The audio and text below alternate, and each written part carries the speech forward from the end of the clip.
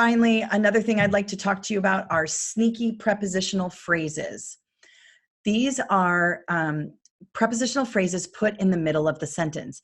Now, prepositions, there's a million prepositions. Typically, when they're using sneaky prepositions, they're going to use of or under or in. You can see here, these are the prepositions of the sentence.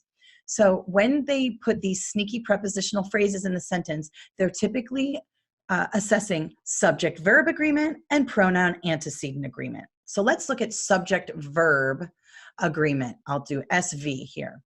The use of cell phones and computers are prohibited. Now, I've even seen this in a doctor's office, written like this, printed out, and put up on the door. I see this all the time, okay? So when people hear cell phones and computers, they think are prohibited. Goes with are. I got a plural noun here, plural noun here. I would use the plural form of the verb. But we're not talking about cell phones and computers. We're saying, remember, locate the subject. The use is prohibited because of cell phones and computers is what we call a prepositional phrase, and you can essentially take it out of the sentence, and the sentence should read as a independent clause. Remember, this is why knowing the independent clauses are so important. The use is the subject, is prohibited is the predicate, is the verb, the use is the noun. That's why is the proper thing here, okay?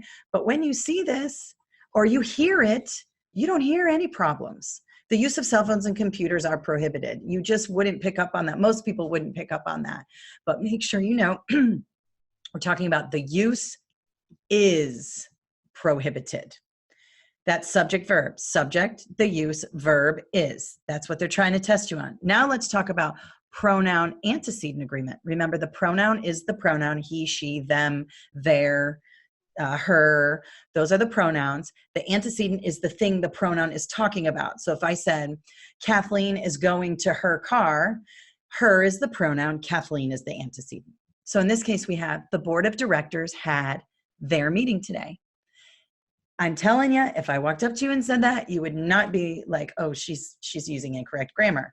But it is, in fact, incorrect. Remember what we said about collective nouns. The board is one thing. The board of directors had their meeting today. No, no, no. It's meeting today. And remember what I said, if you see there, you're going to slow down and look at your subject. In this case, directors is not your subject. Directors is part of the prepositional phrase.